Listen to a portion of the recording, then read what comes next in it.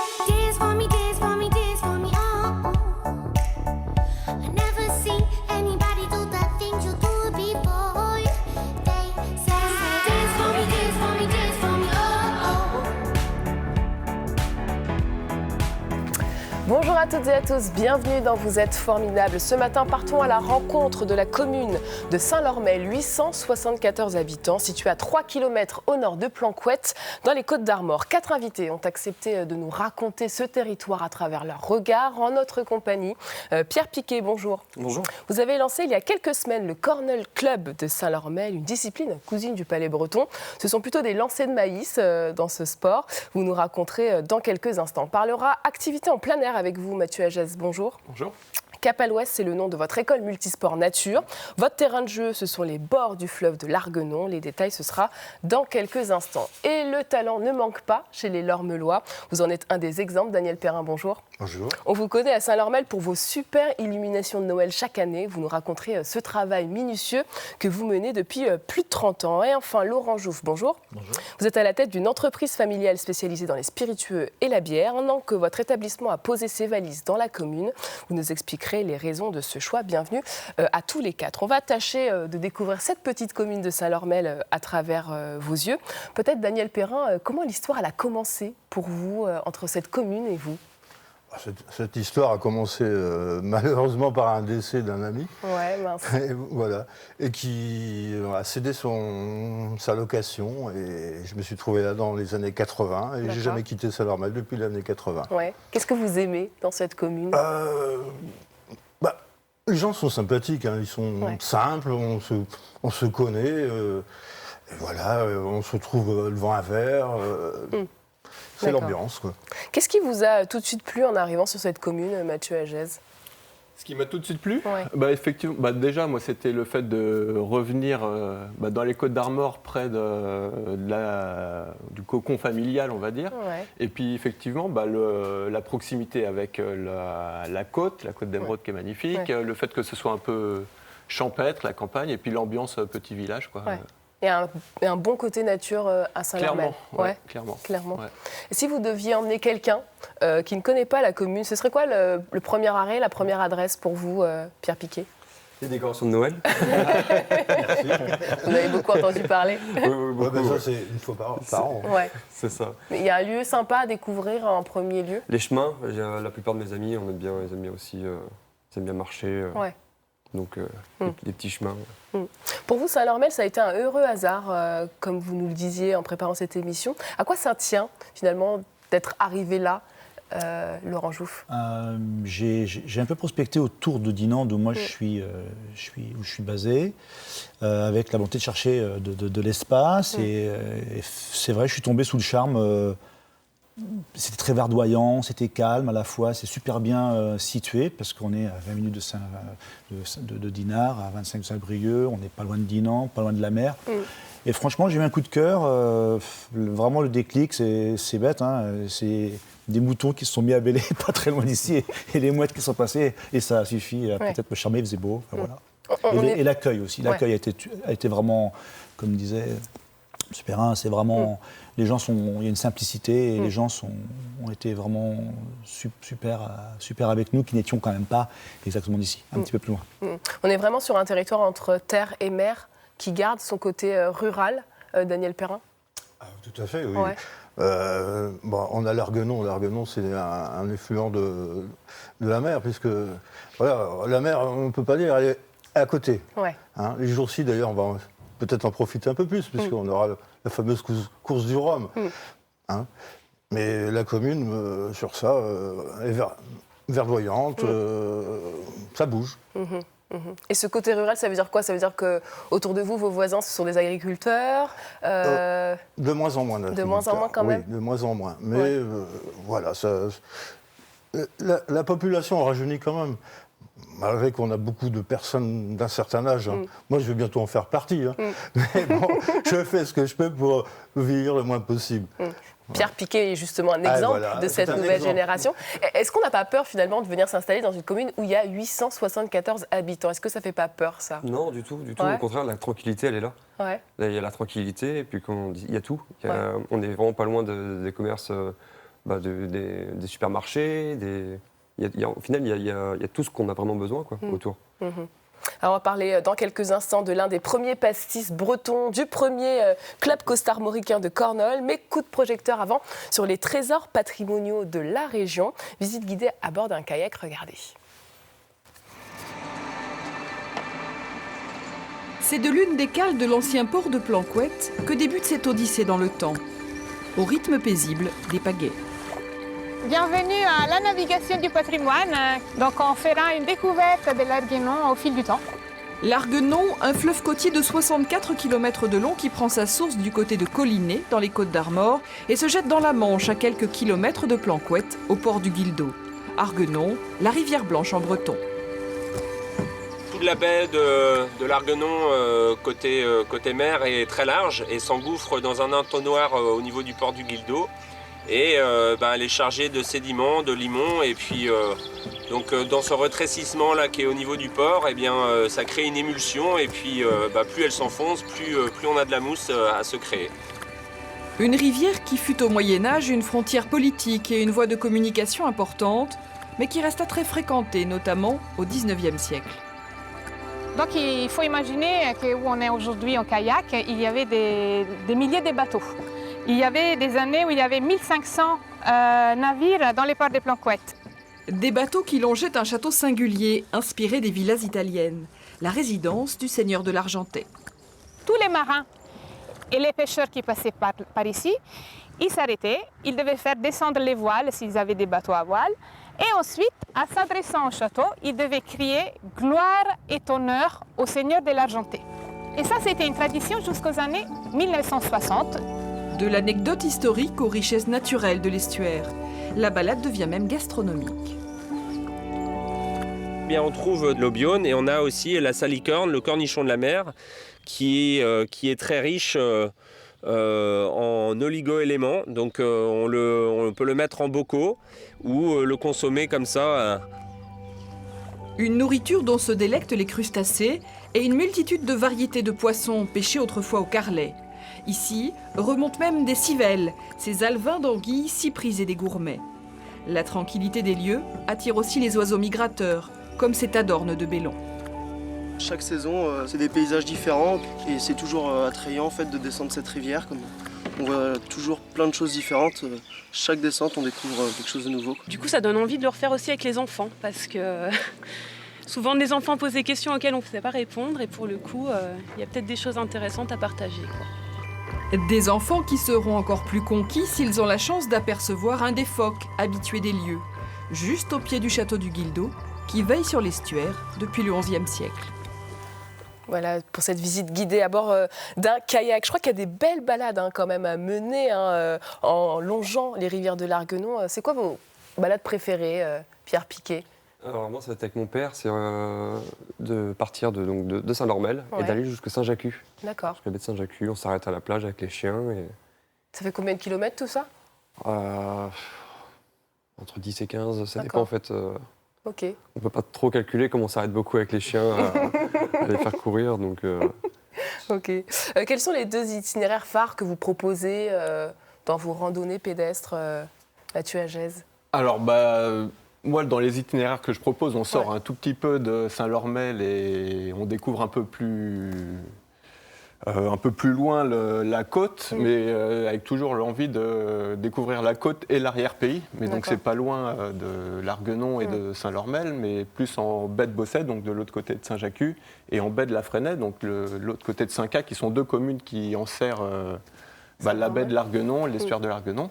Une des plus belles randonnées aussi, c'est clairement la rive de l'Arguenon, où on peut aller dans le lit de l'Arguenon. Il y a un chemin et qui n'est accessible qu'à marée basse parce que la marée monte jusqu'à Planquette. Et, pendant les grandes marées, on ne peut plus y passer. Donc, ça, c'est un des chemins les moins fréquentés du coin et qui est magnifique, quoi. Et puis pour voir les oiseaux, pour être en pleine nature, c'est le top. Et vous proposez également de la marche nordique. Peut-être qu'est-ce qui différencie de la randonnée, la marche nordique, pour commencer ? Alors, on va dire que la randonnée, ça peut être sportif, mais c'est moins sportif. La marche nordique, c'est un vrai sport qui demande où on utilise des bâtons. Et donc, les bâtons nous servent à se propulser. Donc, c'est vraiment de la marche spécifique, avec un mouvement spécifique, où tout le corps va travailler. La différence de la randonnée avec bâton, quoi. Voilà. Et c'est important d'acquérir la bonne technique pour faire vraiment travailler tout le corps et marcher très rapidement. C'est ça qui va être bénéfique pour l'ensemble des muscles. Et puis pour moi aussi, c'est vraiment un prétexte presque pour découvrir le coin. Donc avec la marche nordique, nous, chaque semaine, on change de point de départ et puis on découvre vraiment toute la côte d'Émeraude de Saint-Briac à la baie de la Fresnaye. Alors vous ne proposez pas uniquement de la marche nordique, de la randonnée. On l'a vu tout à l'heure, ce n'était pas votre club, mais vous proposez vous aussi du kayak. Les enfants, comment on les amène justement à la fois faire du sport et découvrir leur territoire? C'est tout naturel en fait. C'est juste parce que c'est le top, quoi. On a la chance d'avoir un coin super beau, en pleine nature, assez préservé et clairement propice aux activités de pleine nature, quoi. Donc moi je ne fais pas que du kayak avec les enfants, je fais kayak, VTT et courses d'orientation et puis pas mal d'activités de découverte de la nature. Et on essaye de tout mixer. De toute manière, dès qu'on pratique des sports un peu de plein air et d'extérieur, on est obligé de faire attention un peu à notre environnement, déjà pour ne pas l'impacter trop. Par mesure de sécurité, souvent, on regarde les marées, on regarde plein de choses, quoi. Et puis ça nous apprend à être attentifs à plein d'éléments qui nous entourent, que ce soit les animaux ou le patrimoine même culturel qui peut nous entourer, quoi. Et aujourd'hui, ça fait combien d'adhérents dans votre club? Alors ça dépend des pratiques en marche nordique et donc pour les enfants, il doit y avoir une 12 ou une quinzaine d'inscrits en marche nordique aussi, quoi. Voilà. Ça c'est pour l'année, puis après il y a des activités plus touristiques, on va dire, donc estivales ou pendant les vacances avec des stages, des itinéraires qui sortent un peu des sentiers classiques, quoi. Et justement, pour vous, c'est quoi la sortie idéale, celle qui vous fait kiffer, comme diraient les jeunes? Franchement, moi, du moment que je suis dehors à accompagner des gens, tout me va, tous les temps me vont. Parce que s'il fait beau, on profite du beau temps, mais souvent il y a un peu plus de monde. S'il fait moche, par contre, on a le coin pour nous tout seuls, généralement, et puis ça fait des lumières, ça fait des paysages particuliers. Franchement, moi, tout me va. Et puis le coin, encore une fois, le coin est tellement riche et varié, avec les changements de marée, que ce soit à marée basse ou marée haute, on ne fait pas les mêmes activités. À marée basse, on peut aller justement faire des traversées de baies, parce que la mer, elle circule sur plusieurs centaines de mètres, donc on peut se balader au fond de la mer, quand même une sensation particulière. Et à marée haute, c'est le contraire, on peut en profiter pour faire du kayak, se balader dans l'estuaire de l'Arguenon, aller naviguer complètement en kayak au pied du château, c'est Daniel Perrin, vous aimez ça, vous, les balades? Il parle convaincu, mais non, c'est pas pour moi ça. Pourquoi? Les genoux vont pas suivre. Et est-ce qu'il y a encore des coins qui vous restent à explorer malgré tout, vous qui crapahutez pas mal dans la région? Oui, clairement, ça fait partie de mes défis presque chaque semaine, parce qu'il y a des habitués du club de marche nordique qui connaissent très bien le coin aussi, donc j'essaye à chaque fois, pas à chaque fois parce que c'est pas si évident un petit peu de nouveauté. Mais c'est ça, d'essayer de varier les itinéraires, et puis c'est comme ça aussi qu'on se rend compte qu'il y a plein de coins qu'on connaît pas, et non, il reste des coins clairement à découvrir, quoi. Ça vous donne envie, Laurent Jouffes, de vous y balader un peu plus que dans les bureaux? Je l'avais prévu, puis déjà j'ai commencé un petit peu. Non, en fait, moi je cours, donc c'est bon. Donc je vais prendre contact et on fera ça à la marche d'abord. Et notamment on va parler déjà de ce magnifique trajet entre Saint-Lormel et Saint-Jacques. Ça c'est tout à fait un incontournable. Tout à fait. Ça a été refait légèrement, accessible au VTT. On essaiera de faire une étape à la Maison Jouffes. Moi, je vous ramène à votre activité professionnelle quand même, Laurent Jouffes. Je le disais au début de l'émission, votre entreprise a pris ses quartiers il y a un peu plus d'1 an à Saint-Lormel. Pourquoi cette arrivée justement à Saint-Lormel a fait figure presque d'un virage pour votre entreprise? Alors, donc nous, on était jusque-là, j'étais le breton qui avait remis au goût du jour un peu le cognac, puisque j'ai démarré ça il y a 20 ans, donc associé avec deux frères en premier cru de cognac en Grande Champagne.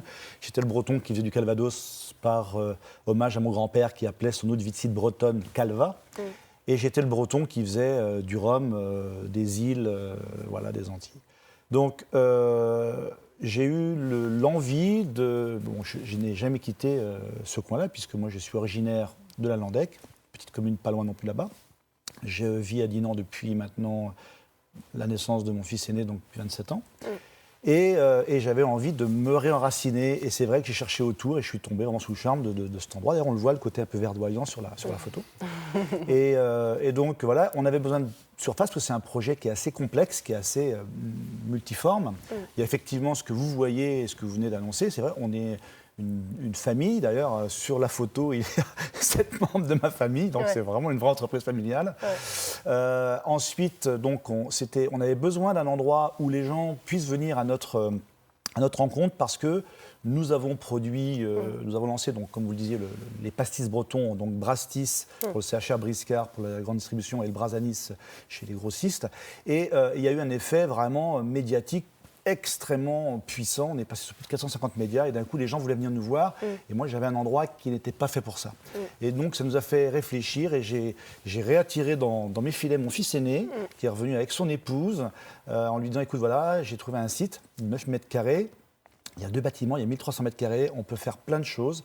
Et lui avait vraiment, depuis un moment, la volonté de faire de l'événementiel. Je lui ai dit, on peut coupler tout ça. Il y a la place, à partir du moment où il y a la surface. Et donc, on a créé le cave, bar, restaurant, boutique. On s'est mis dans l'idée de faire venir plein de gens sur la région, donc de Saint-Lormel, Plancoët, Créin, parce que ce sont les communes environnantes, en attirant des bus, etc. Donc on a créé une salle où plein de gens viennent faire des réunions déportées, un peu décalées, un peu rigolotes. Et puis on vient de monter temporairement, avant notre projet, donc un petit barnum de 150 mètres carrés pour recevoir encore plus de gens chez nous. Voilà. Donc c'est un projet événementiel, production, visite de l'outil, et en le créant avec toute la Bretagne et en faisant vraiment une liaison à la fois sur le tourisme, sur l'artisanat, sur... voilà. On va peut-être revenir sur ce pastis breton qui a été un véritable coup médiatique pour vous. Vous vous êtes lancé, quand bien même cette boisson n'avait pas vos faveurs.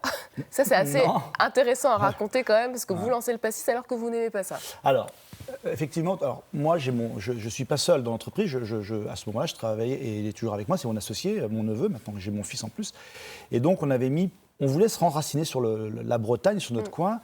Et donc, on avait mis 4-5 produits que l'on voulait remettre au goût du jour, mais bretons, produits en Bretagne, etc., etc. Et donc...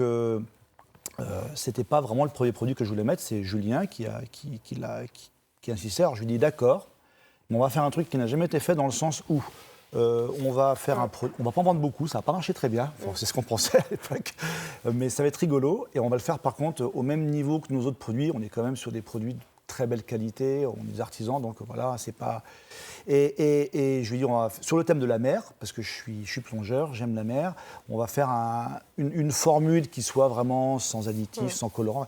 Voilà, on est parti sur quelque chose de plutôt qualitatif. Mais effectivement, dans les premières interviews, lorsque les journalistes me disaient est-ce que le produit est bon, je disais que je ne savais pas. Mais ce qui est important de dire, c'est que j'avais pris les parrains du pastis. J'ai pris une quinzaine de gens, certains qui aimaient le pastis, d'autres qui aimaient différents types d'anisés, pour ne pas les spécifier.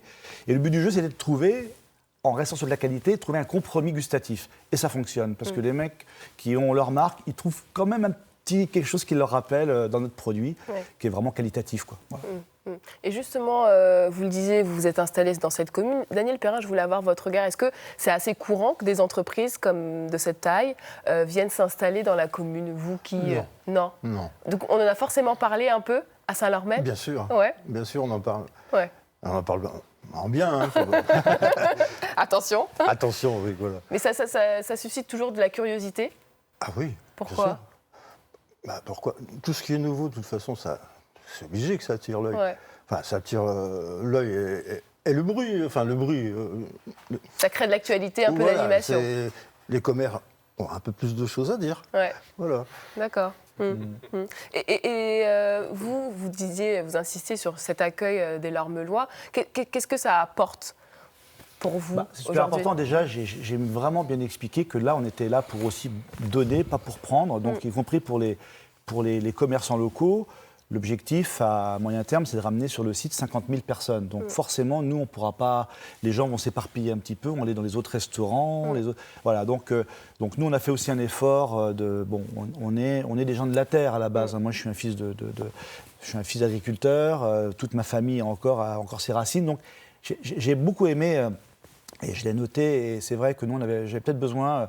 à l'approche de ma cinquantaine, d'un retour aux sources aussi, de ce lien plus simple avec les gens, avec la terre, avec... voilà, puis les gens sont fiers de ce qu'on a fait, parce qu'on a vraiment fait quelque chose, on a voulu que ce soit classe, on n'a pas voulu faire un énième hangar, on a vraiment fait quelque chose de chouette, avec, y compris au niveau de ce que l'on présente en termes de nourriture. Voilà. Et je pense que les gens donc, sont venus effectivement par curiosité, ont vraiment été, et c'est vraiment important, parce que si on arrive, déjà c'est compliqué quand même, hein, c'est une entreprise, on est une petite entreprise familiale, on a investi quand même pas mal d'argent, pour l'instant ça appartient aux banques, encore pour un sacré paquet d'années, mais c'est vrai que c'était important qu'on ait eu cet accueil, et cette aide, parce qu'il y a quand même aussi des problématiques techniques à résoudre, où on appelle régulièrement le maire et voir les maires environnants, parce que ça... On est vraiment un petit peu au milieu de plusieurs communes. Et donc, cet accueil global, pour nous, on est venu un petit peu, on a testé, c'est vrai que c'était très important, très très important. Et cette simplicité des rapports aussi, où les gens vous disent aussi quand c'est pas bien. Ça va pas plus, directement, très, très directement. Mais ça on aime bien, et puis on est...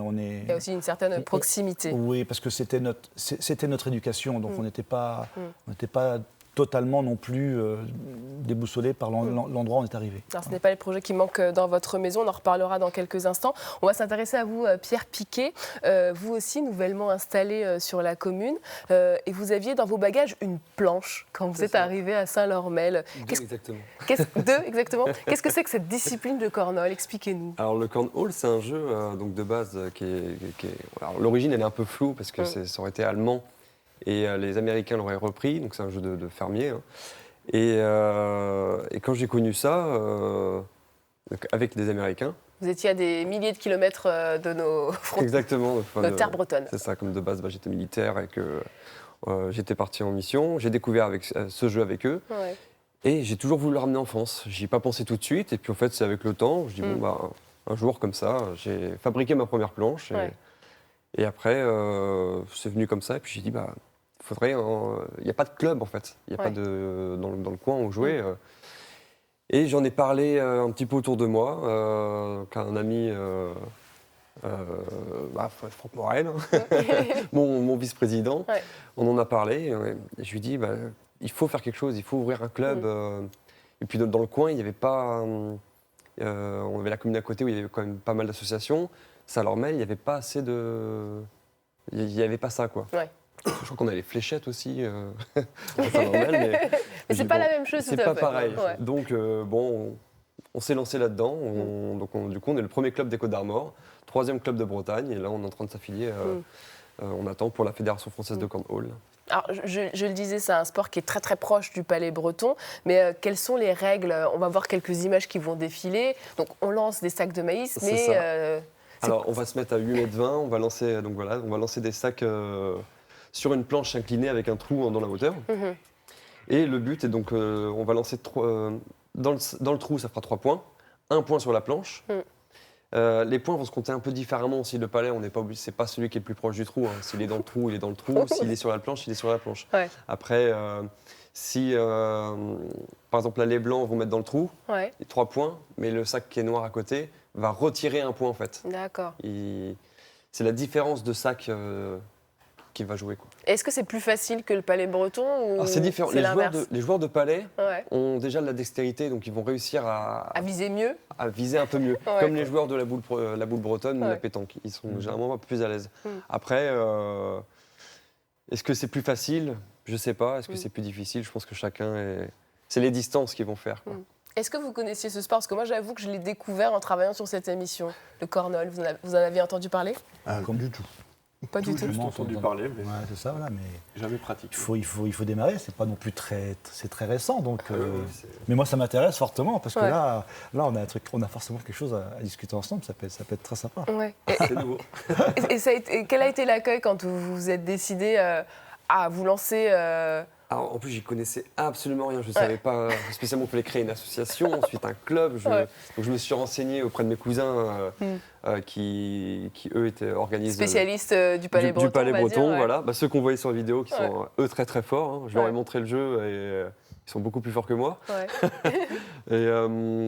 et du coup... Et du coup... La mairie a dit banco, en tout cas pour C'est ça. lancer l'association. Vous avez lancé ils m'ont aidé. des journées portes ouvertes aussi. C'est ça, ils m'ont renseigné comment fallait faire aussi. Nous, on a fait toutes les démarches. Ensuite, on est retourné les voir et ils nous ont mis à disposition, avec les boulistes, le boulodrome de Saint-Lormel. D'accord. Donc, on avait déjà un lieu où on pouvait jouer l'été comme hiver, parce que c'est important, parce que pour un club comme ça, jouer sous la pluie, c'est pas non plus... C'est pas top, ouais. Non, voilà. Donc là, on peut jouer l'hiver en boulodrome, l'été aussi, mais on a aussi les espaces ouverts, terrain de classiques. Et on a un boulodrome extérieur, donc... Et ça s'est passé comment, les journées portes ouvertes Les Lormelois se sont rendus Alors, on a eu quelques visites, des curieux, puis on laissait les portes ouvertes, donc, du boulodrome. Donc les gens passaient, on a eu un peu de curieux. Mais pour l'instant, comme c'est vraiment nouveau et peu connu, là on est plus dans le cadre familial. D'accord. C'est du bouche à oreille, voilà, c'est la famille, les amis qui viennent. D'accord. On espère qu'avec cette émission, vous aurez peut-être un peu plus d'adhérents. Et en plus de pratiquer, Pierre Piquet, vous êtes aussi fait la main en fabriquant vous-même les planches. Vous avez envie de lancer un petit peu quelque chose autour de ça. Exactement. Donc moi j'ai commencé du coup à créer les miennes, à créer des planches personnalisées pour le moment à la famille. Et puis à l'entourage. Et donc là, l'objectif, après, ce serait pour les prochaines années à vendre en gros, quoi. D'accord. Est-ce que ça nécessite beaucoup de travail de construire une telle planche? Ouais. On ne se rend pas compte parce qu'on a l'impression que c'est plutôt simple. Oui, souvent on dit c'est des planches de bois assemblées. Alors, oui et non. Moi, la manière où je l'ai fait, puis je suis pas menuisier de base. Donc il faut et puis comme c'est nouveau, j'ai changé souvent. Avant j'avais des poignées en métallique qui ressortaient et en fait un gain de place, j'ai dit non, je vais creuser mes poignées. Donc il faut apprendre à servir de la défonceuse pour pouvoir creuser les poignées, des attaches, parce qu'en fait moi ça se joue sur 2 planches. Donc les 2 planches, une fois que c'est fini, on les assemble et ça fait une valise. Et comme ça on peut transporter plus facilement, mettre les sacs à l'intérieur. Ensuite il y a la personnalisation. Au début je peignais à la main. Donc il faut me dessiner un petit peu, ce qui n'était pas trop mon... Pas de fort non plus. Voilà, donc... Et après, non, je suis passé sur du vinyle à venir coller, quoi.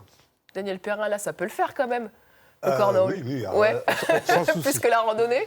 Par contre, je voudrais revenir sur une petite chose. Oui.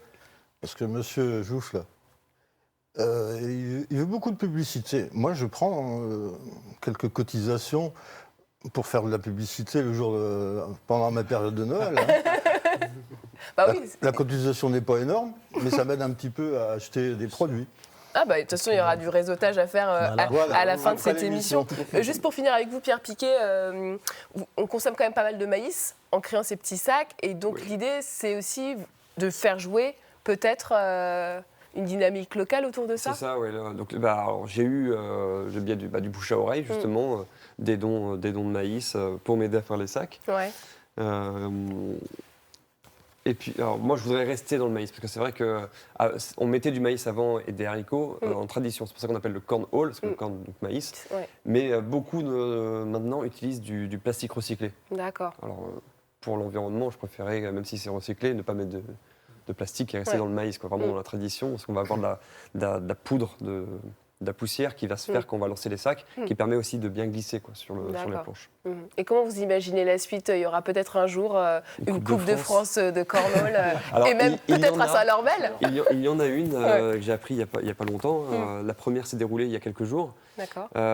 Donc après, le but, c'est d'y participer maintenant et d'organiser, sur la commune de Saint-Lormel, faire venir un maximum de clubs de France. On vous le souhaite en tout cas. Et ce ne sont pas les animations qui manquent dans la commune. Dernier événement en date, les Lormelois ont du talent. Ça a été organisé par l'association Lormé-Limélo. Et vous avez fait partie des talents mis à l'honneur à cette occasion, Daniel Perrin. D'abord, qu'est-ce que ça représentait pour vous d'être mis en lumière comme ça dans votre commune parce que vous faites les illuminations de Noël chaque année? Parce que ça peut faire qu'un très grand plaisir. Mais bon, je fais pas ça pour ça, moi. Je fais ça uniquement pour faire plaisir aux enfants et aux grands-enfants. Et justement, comment ça a commencé toute cette histoire autour des illuminations de Noël? Dès que vous êtes arrivé à Saint-Lormel, vous aviez commencé? Non. Quand je suis arrivé à Saint-Lormel en 80, non, j'avais pas... Je louais au bord d'une route, je pouvais pas. D'accord. Enfin, en plein bourg, mais je pouvais pas. Et comment ça a commencé alors? Alors quand ça a commencé, j'ai eu une opportunité, j'ai acheté un pavillon en 92. Et là, j'ai réfléchi, oui, là, il faut que je fasse quelque chose. Ouais. Ça a commencé par une petite guirlande. Hein. D'accord. Et puis, voilà, au fil en aiguille, ça a grandi. Alors j'imagine que vous avez les yeux rivés sur votre calendrier. Nous sommes à 48 jours exactement de Noël. Ça se passe comment les préparatifs pour vous? Ah bah, ça démarre, Ouais, tranquillement. ouais. Vous faites quoi? Là, Ouais, en ce moment. si je vous dis la vérité, je suis à faire un parc. Un parc? Un parc pour les enfants, D'accord. qui soient calmes à attendre le train. C'est-à-dire que là, vous avez déjà fait le plus gros ou Ah non. Non, là, vous commencez tranquillement, Non, je quoi. commence. Enfin, le plus gros, disons que c'est les décorations, ils se reconduisent d'une année à une autre, sauf quand j'en fabrique d'autres. Mais non, je ne vais pas tout poser maintenant, parce que là, ça n'a plus de charme. Ouais. Ça n'a plus de charme, mais je fais le préparatif. C'est-à-dire que, Ouais. bon, quand je vous dis le parc, c'est parce que je veux jouer la sécurité pour les enfants. C'est-à-dire que j'habite quand même au bord d'une route. Je ne veux pas que les enfants entendent d'embarquer dans mon train au bord de la route. Hein. Voilà, ils sont tranquillement, on va dire clôturés, entre parenthèses. Ouais. Et j'attends patiemment leur tour. Et ce que vous disiez aussi, c'est qu'en fait, vous faites tout fait main. Ah oui, tout à fait. D'accord. Donc vous bricolez. Ah oui, je fais tout de A à Z. Ouais. Ah oui. Et elle vous vient d'où cette passion de Noël? Ah, elle vient d'où Bon, elle vient d'un... Bon, je l'ai déjà raconté, mais elle vient... Bah nous, on la connaît pas. Non, vous la connaissez pas. Bah, d'une frustration que j'ai eue dans mon enfance. Ouais. Bah, moi, mes parents étaient comme ils étaient, mais bon, pas trop riches. Et puis, mon frère et moi, on passait devant un magasin, on avait les plus beaux jouets devant. Et puis, nous, bah, on avait une orange et une petite voiture. Et puis, le plus beau jouet, le plus beau jouet, un matin, il était chez le voisin. Ouais. Bon, le Père Noël, il était encore trompé d'adresse. Et puis, c'est une certaine vengeance, quoi. Bah, une belle vengeance pour les autres. Ah une belle vengeance. Une belle oui, c'est vous revanche qui le même, dites, je mais dirais. Moi, c'est pas vraiment une vengeance, c'est une satisfaction d'avoir... de faire briller les yeux d'autres de la enfants. joie et de la bonne humeur surtout, parce qu'à l'époque où on vit, c'est pas forcément facile. Ouais, j'imagine. Mais les enfants, bon, c'est pareil, hein, les enfants, ils n'ont pas tous... Enfin, maintenant... Un peu plus quand même. Ils ont quand même Ouais. un peu plus. Mais il y en a qui n'ont pas tout non plus, hein, faut pas rêver. Quelque part, j'essaye de leur donner un peu de joie. Et le si peu que je fais, j'estime que je fais ce que je peux et j'en ferai encore le plus possible tant que je pourrai. Si vous êtes là aujourd'hui, c'est un peu grâce à Pierre Piquet qui nous Oui, a dit c'est quand même ce qu'il m'a dit que en quand il est arrivant. arrivé, c'était assez incroyable parce qu'il ne le dit pas beaucoup, mais c'est assez impressionnant, ces décorations de Noël. C'est très impressionnant. Ouais. Quand je suis arrivé ici, je suis arrivé au mois de décembre. Ouais. Avec ma conjointe, on a ménagé. Je dis waouh, on va pas mettre des guirlandes, ça sert à rien. À côté, on fait pas le non, poids. ça sert à rien. Ouais. Et puis forcément, donc tous nos amis, j'avais des amis en région parisienne qui venaient. Pour présenter la maison, t'habilles tout, décoration à gauche. Mathieu Lagias, vous en aviez entendu parler des illuminations de Daniel Perrin, pardon. Oui, clairement. C'est pareil, quand on a emménagé à Saint-Lormel, c'était en décembre. Puis moi, j'ai 2 enfants, qui ont 6 et 4, qui vont à l'école juste en face de la maison de M. Perrin. Oui, il faut préciser que j'habite juste en face de l'école. Ah oui, donc ça c'est quand même le spot parfait, quoi. Il y a une journée où tous les enfants de l'école vont faire du train. Une matinée. C'est ça. On avait envie de vous montrer cette pépite, on va rester un peu dans cette magie de Noël, qu'on a retrouvée dans nos archives. C'est l'histoire d'un petit garçon qui, lui aussi, porté par la magie de Noël, faisait preuve de beaucoup de créativité. Retour en 1969, regardez. Ah, t'as fait une crèche chez toi? Oui, Et comment est-ce qu'elle est ta crèche? Tu peux me la décrire un petit peu? avec des rochers, Et puis, qu'est-ce qu'il y a encore dedans? des petits bonhommes. Des petits bonhommes? Et il y en a beaucoup? Et elle est plus belle que celle-là, là? Celle qu'il y a derrière? Oui, Et grande comme ça? Bon, bah dis donc. si vous voulez la voir, venez à la maison. Dis, mais elle est grande ta crèche. Tu m'avais dit qu'elle était grande, moi je pensais pas qu'elle était aussi grande que ça. Ah bah oui. Hein? Même moi je montrais ça avec mes bras parce que mes bras ils s'étaient pas assez longs. Qu'est-ce que t'as fait toi dans la crèche? J'ai mis les bonhommes, puis la ferme, puis ça aussi. J'ai fait toute cette partie-là. C'est toi qui l'as fait, toute celle-là? Et ma mère, elle a fait tout ça. Là aussi, elle a fait ça. Tout ça. Moi, j'ai mis les personnages. Elle a mis les personnages qui sont là. Il y a une belle église là-bas dans le fond. Oh oui, mais elle commence à se pencher. Hein. Il ne faut pas qu'elle tombe sur le feu parce que...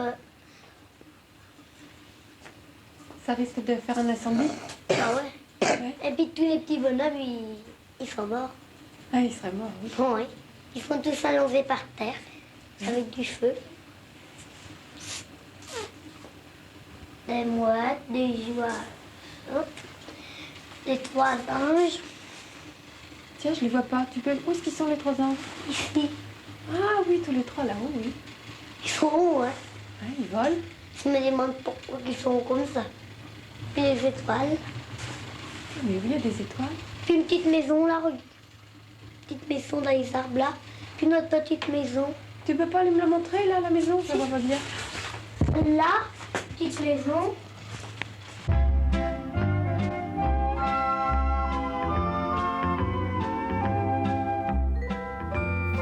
Voilà pour cette archive de 1969. On est sensibles ici, les uns les autres, à la magie de Noël, Laurent Jouffes? Bien sûr, bien sûr, bien sûr. Ça ramène à une part de notre enfance, de souvenirs merveilleux. Ouais. Voilà, c'est certain. J'étais en train de penser à un moment un peu incroyable, parce que ma belle famille est finlandaise. D'accord. Donc le Noël, le Père C'est Noël, hyper en important. plus je l'ai rencontré. Il y a un Père Noël à Fils-en-Sainte que j'ai rencontré. Je crois qu'il me racontait des blagues, c'était vrai. Mais en fait, non, ils arrivent vraiment avec un Père Noël. Et moi, je me rappelle la première fois qu'ils ont fait ça, j'étais pourtant grand. Ouais. Et je suis resté. Émerveillé. Ça va, parce que j'étais surpris, quoi. Ouais. Ouais, je pense que c'est merveilleux ce que tu fais. Vraiment, vraiment. Ouais. C'est merveilleux. Ça met de la magie. Ouais. Et justement, est-ce qu'on peut savoir quand même quand est-ce que vous allez officiellement installer votre décoration de Noël? Alors, disons que le jour de l'inauguration, c'est le 9 décembre. 9 décembre, donc Voilà. rendez-vous le 9 décembre Voilà. à Saint-Lormel pour découvrir... Voilà, tout à fait. Et le train, donc, chef de gare, 18h, 19h. Ouais. Voire plus. Ça Voire marche. plus. Rendez-vous est pris. Laurent Jouffes, peut-être, on arrive bientôt au terme de notre émission. Vous aussi, vous avez envie de faire briller justement Saint-Lormel pour garder cette image. Qu'est-ce que vous imaginez pour la suite sur ce territoire-là? Alors faire briller Saint-Lormel, bien évidemment, puisque c'est ma commune maintenant d'accueil d'entreprise, mais aussi le territoire. Hein. J'ai pas mal contribué à un travail au niveau notamment de la Côte d'Inan, etc., qui est très importante pour moi.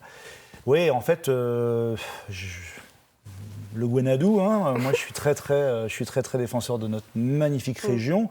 Il faut partir d'un point de départ, c'est Saint-Lormel, et c'est vrai qu'il y a beaucoup de projets pour faire briller, pour faire venir plus de gens. Il faut quand même savoir qu'il y a près de 10 millions de gens qui s'intéressent à la visite de brasseries et de distilleries, c'est énorme. Donc moi, le petit objectif, c'est d'essayer d'en capter, je ne sais pas moi, 1%, 5%, 10%, je ne sais pas. On démarre comme tout projet et on verra jusqu'où on ira. Mais effectivement, je pense que je voudrais que les locaux soient fiers de notre présence parmi eux. Avec l'envie de créer tout un écosystème. Et je crois que vous avez déjà peut-être des gens avec qui discuter autour de vous. Beaucoup d'interactions, effectivement, avec les différentes associations, etc. Et c'est vrai qu'on est demandeurs. On a vraiment ça en nous, de recevoir les gens. C'est pas fin, quoi. Voilà, on nous dit qu'on est bien reçus. On va essayer de faire en sorte que les gens continuent d'être heureux de venir nous voir. Et peut-être dernière question, il y a quand même des touristes qui viennent pendant les beaux jours, Mathieu Agèze, c'est quand même très fréquenté? Oui, il y a Alors Saint-Lormel, même si c'est un tout petit peu en retrait de la côte, il y a des stations balnéaires connues et qui attirent du monde, ça c'est clair, Saint-Jacques et Saint-Cas. Et après, c'est un peu notre rôle à tous, c'est d'essayer de faire sortir un peu les gens de leur transat l'été et leur faire découvrir l'arrière-pays, puis les coins cachés de la région. Je crois que vous avez réussi, en tout cas ce matin, à nous donner envie d'aller voir Saint-Lormel. On vous souhaite à tous beaucoup de réussite dans vos projets. Merci à vous qui nous regardez chaque matin sur France 3 Bretagne. On se retrouve dès demain à la même heure, au même endroit. Très belle journée.